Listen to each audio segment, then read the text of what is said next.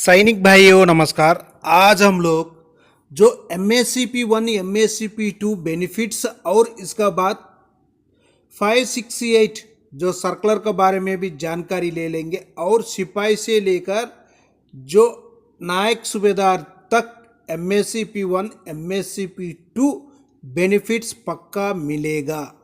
आप लोग आपका पे लेवल भी एक बार चेक कर लो, उसके बाद आपका बेसिक भी एक बार चेक कर आप लोग कंप्लेंट डाल सकता है। ये 568 का सर्कुलर का लेटर है, इसमें एक बार आप लोग देख लेना। इसी में भी कंप्लेंट डाल सकता है। बहुत आदमी डाला हुआ है, बहुत आदमी का अरियर्स भी मिला है, उनका बेसिक में बढ़ोतरी भी हुआ है।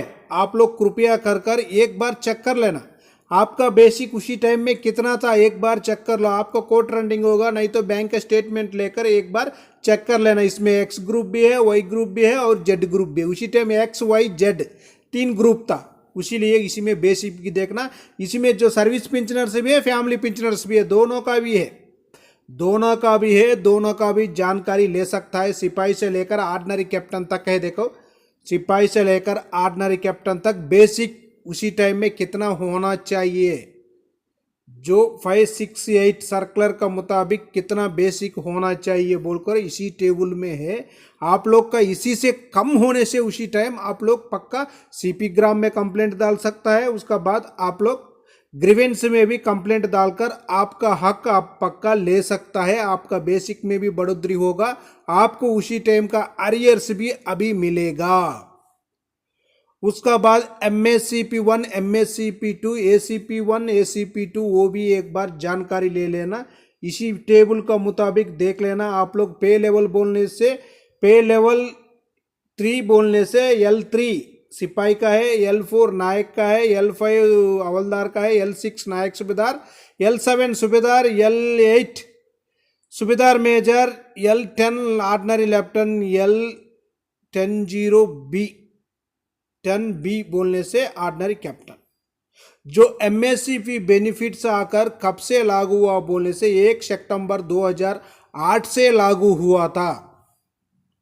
उसी में देखो, सिपाही को 8 साल के बाद नायक का, 16 साल के बाद हवलदार, 24 साल सर्विस करने से नायक सूबेदार का मिल रहा था। इसी में क्या हो गया 2008 में, उसका बाद ये कोर्ट केस चला हुआ है। उसका बाद क्या हो गया 1 जनवरी 2006 से बेनिफिट्स मिल रहा है। जो 2006 के बाद 1 जनवरी 2006 से जो रिटायर्ड है उनके लिए पूरा के लिए ये बेनिफिट लागू है। आप लोग एक बार चेक कर लेना। उसी टाइम आपको नहीं दिया होगा, लेकिन आपका सर्विस पूरा होना चाहिए। आप कोई भी OSL नहीं होना चाहिए। आप लोग जो क्वार्टर गार्ड में कोई रेड इंक्री नहीं होना चाहिए। आप जो कैडर के लिए अनवेलिंग नहीं देना चाहिए। उसका बाद आपका जो MR के लिए भी अनवेलिंग नहीं देना चाहिए, प्रमोशन के लिए भी अनवेलिंग नहीं देना चाहिए। उसका बाद ही आपको मिलेगा। सिपाही से देखो 8 साल, 16 साल, 24 साल। हवलदार को भी जो डायरेक्ट हवलदार ज्वाइन हो जाता है उसका भी 8 साल, 16 साल, 24 साल। नायक सूबेदार साहब भी जो डायरेक्ट ज्वाइन हो जाता है उनको 8 साल के बाद सूबेदार का मिलेगा और 16 साल के बाद सूबेदार मेजर का मिलेगा। बेसिक पक्का आपको 100% बेनिफिट मिलेगा। आप लोग कृपया कर कंप्लेंट डाल लेना। पहले आपका डॉक्यूमेंट पूरा क्लियर होना चाहिए। ये नहीं कि आपका डॉक्यूमेंट पूरा क्लियर ही नहीं है, आप ग्रीवेंस में भी डालो, किसी में भी डालो, कुछ नहीं मिलेगा। लेकिन आपका डॉक्यूमेंट सही होने से आपको 100% बेनिफिट मिलेगा।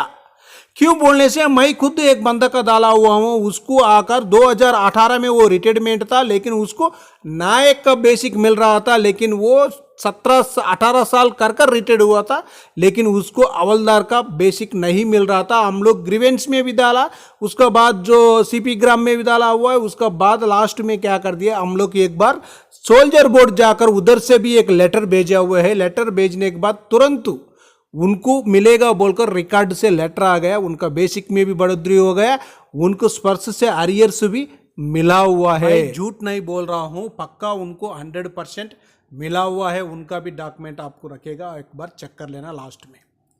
उसका बाद देखो 2006 से पहले रिटायर्ड है उन भाई लोग के लिए बेसिक में बहुत कम है।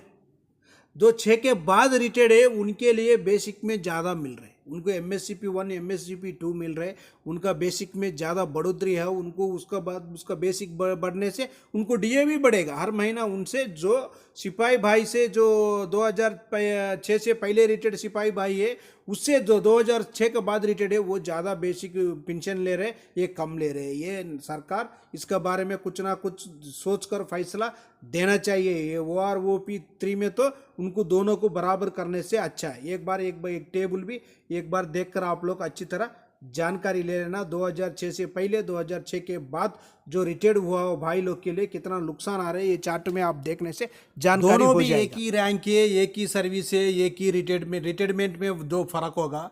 उसी टाइम में क्या हो जाएगा, उसको ज़्यादा इसको कम होने से जो कम ले रहे उन लोग तो बहुत दुखी में रहेगा, जो ज़्यादा ले रहे तो उस तो खुशी में रहेगा।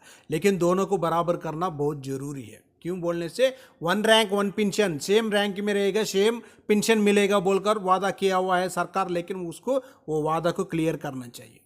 ओके फ्रेंड्स, ये वीडियो आपको पसंद आने से सब्सक्राइब करो, लाइक करो, शेयर करो। नेक्स्ट वीडियो में मिलेंगे। जय हिंद, जय भारत, भारत माता की।